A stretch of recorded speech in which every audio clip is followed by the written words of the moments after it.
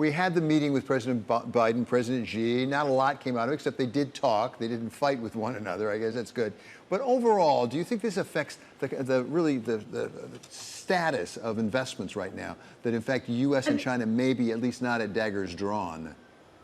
I think there's two issues to think about from this week's meeting and over the long term. One is geopolitical issues, which I think did become reduced a bit this week. You saw that with CDS spreads narrowing a bit. But the main issue with China is exports. They've declined significantly in terms of what they export to the U.S. over the last 5 years. And that, I think, until they can turn that around, that's going to be an issue. And there's other countries that are benefiting from this, like Mexico with its nearshoring, the increased need for infrastructure in the U.S., which is a segment of the market that we really like. Countries like Indonesia with young populations, and Japan, which is benefiting with their weaker yen. So as China loses in these areas, these other emerging and developed international countries are winning. And I don't see that trend reversing in the near term when it comes to China's exports to the U.S. Peter, you talked earlier about commodities. We often think about China when it comes to things like copper, for example.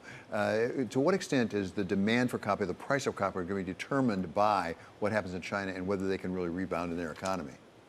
Well, I think a lot of that, and you could see earlier this week they laid out the objective by doing a big soybean purchase, right, which reminds us of the early 70s when you had another crisis and they came in and bought a bunch of grain before President Nixon went to China. But I think the history lesson here is that emerging countries and their markets understand that if you partner with the U.S., you get rich. Now, you've had growth and they got rich, and then they're like, okay, we don't need you anymore.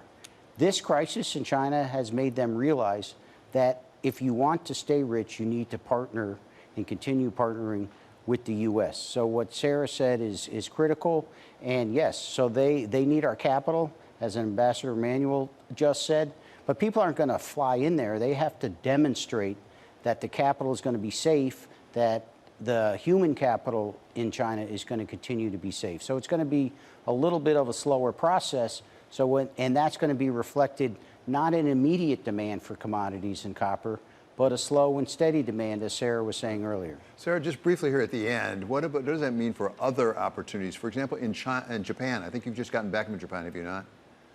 I was in Japan last week, and Japan's economy is growing very strongly for two reasons. One, the increased focus on governance, not only within the country, but from non-Japan investors. Secondarily, Japanese government is very focused on getting individuals out of cash into more investable asset classes. And second is the Japanese economy is going very strong. The yen has been weak. However, our view is with some moderate inflation that we're seeing in Japan and likely higher interest rates, I think the yen is likely to bottom and reverse from here. But that does not unwind the Japan story that has been very strong this year and should continue.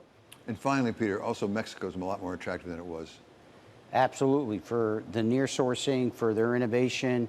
And, you know, again, climate change has a little impact on that because we were saying earlier that the Panama Canal is low. So Mexico is trying to build and increase their transportation infrastructure. I just want to add in 10 seconds. China, Japan, that story, that's bearish for U.S. Treasuries because they are both selling treasuries to focus on their domestic economies. It's a globally integrated world, so you have to be careful what you wish for. What about that? Just in a word or two, Sarah, do you agree there's a problem here with foreign buyers of treasuries? I think Peter makes a good point, and that could be a headwind.